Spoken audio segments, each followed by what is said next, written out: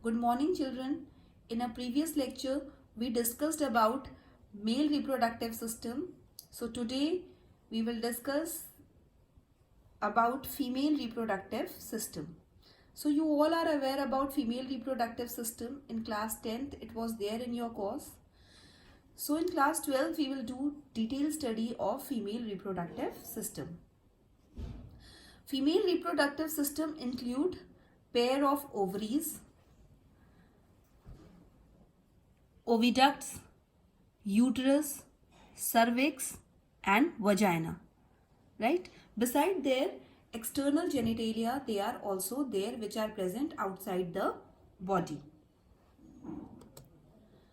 Now female reproductive system support the following processes along with the mammary glands. So two things, that is the female organs of female reproductive system and mammary gland, support all the reproductive processes which is taking place in female. First is ovulation, second fertilization, third pregnancy, after that childbirth takes place, and after the childbirth care of child is done. So all these processes is supported by mammary gland and female reproductive system. Now we will study the most important part of female reproductive system, that is ovary, right? One pair of ovaries they are there. So here only one ovary they have shown in the diagram. If you see the length of the ovary, it is around 2 to 4 centimeter in length, right? And one ligament is there, which is the ligament, it is a broad ligament which suspend the ovary in its position. This ligament is said to be mesovarium.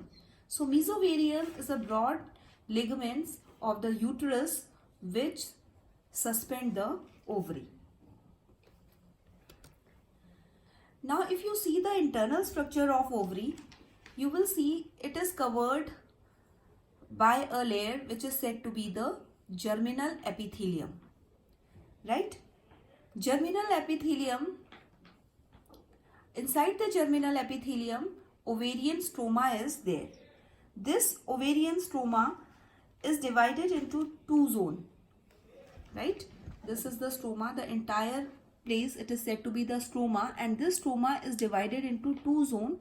The peripheral means outside, the peripheral cortex zone and the inner medulla zone, right?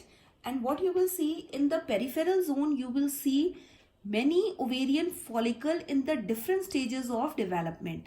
These all are the ovarian follicle and they are in the different stages of development. You will see if you see the internal structure of ovary. Now the accessory ducts.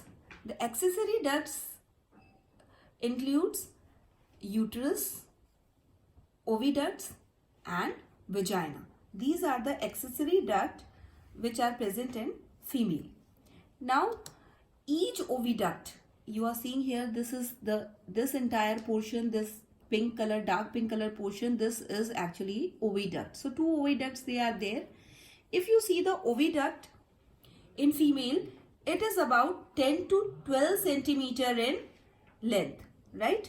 They are 10 to 12 centimeter in length and it extends from the periphery of each ovary. Here you are seeing it is arising from the ovary and here it joins the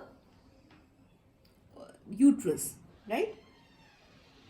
Now if you see the part of the oviduct which is closer to the ovary, it is said to be infundibulum, right? Here you are seeing this is the part, this light red color portion, it is said to be infundibulum, right? And this infundibulum contains many finger-like projections. These are yellow colored finger-like projections, and these finger-like projections they are said to be the fimbriae, right? These finger-like projections they are said to be fimbriae. And what is the function of these fimbriae? They help in the collection of ovum after ovulation, right? They help in the collection of ovum after ovulation. So when ovulation, ovum formation takes place inside the ovary, and when the ovum get mature, it is released from the ovary, and this fimbriae, they takes that ovum and transfer it to the infundibulum, and from infundibulum this ovum transfer to the other curved broad region of the oviduct, which is said to be the ampulla. So this is the curved portion of the oviduct, and it is comparatively broader than other region, and it is said to be the ampulla. Why it is broader? Because here fertilization takes place, right? So ovum will reach here in the ampullary region. So fertilization takes, and sperms when comes here, then these sperm and ovum meet and fertilization takes place. So it is very important. So in which part of the oviduct fertilization takes place? So it is the ampullary region, right? And last part of the oviduct is isthmus.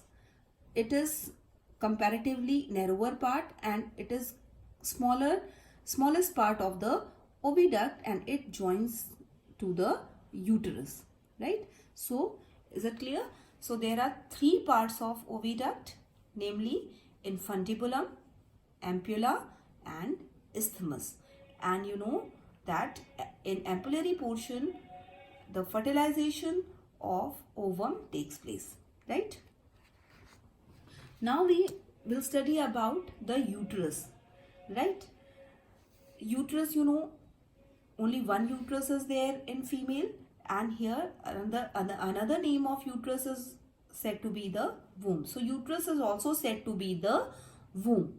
If you see the shape of the uterus, you will see that it has inverted pear shape. Inverted pear shape it is, right? Pear means nashpati, in Hindi it is said to be. And this uterus, you will see here, you are seeing here the shape of the uterus. It is just like a inverted pear, and from one end it is joined to the isthmus part of the oviduct, right? And it terminate into this cervical part. Okay, now we come to the location of the uterus. If you see where uterus is located between urinary bladder and rectum, and it is located in lower abdomen. Keep this thing in mind. It is located in the lower abdomen between rectum and urinary bladder. So this is the location of the uterus, right? Now you see uterus opens into the vagina. This is vagina and this is uterus through a narrow opening which is said to be the cervix. So this is cervix. So uterus open into the vagina through cervix, right? Now the cavity, you see it is not very much clear here. So here one cavity is there. The cavity of cervix, it is said to be the cervical canal, right? Cervical canal. Okay, so this cavity of the cervix and vagina, they collectively form a birth canal, right? So what is birth canal? The cavity of the cervix and vagina together makes a birth canal. Now we will study about the different layers which are present in the wall of the uterus, right? Because uterus is the most important part of the female reproductive system.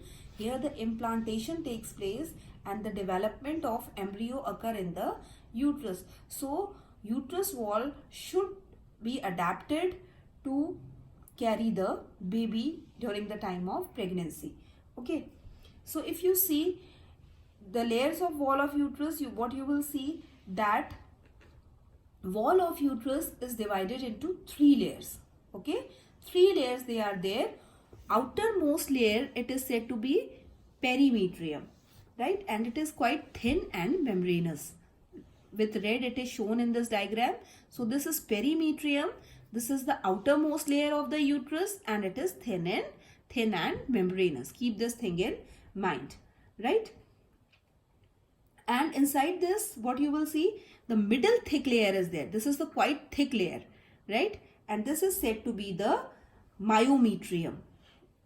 And now question arises, why it is very thick? Because it has to exhibit strong contraction for the delivery of baby. So these muscles, they are quite thick, right?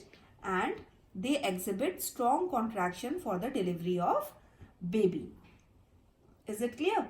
Now the innermost layer, it is said to be the endometrium, right? Endometrium, and it is a glandular layer. Glands are there in this layer, and it is very important layer. Because why it is very important? The endometrium, this undergoes cyclical change which result in the menstrual cycle in female. So when endometrium, it is responsible for the cyclical change which occur in female, right? And this cyclical change, it is termed as menstrual cycle, right? So I think this much is clear to you, female reproductive system. So important point in this female reproductive system, you have to remember in which part of the oviduct fertilization takes place, what are the accessory structures of female reproductive system, what is the structure of uterus, functions of the various layers of uterus, right? All these things are important for your examination. So this much for today. Thank you very much.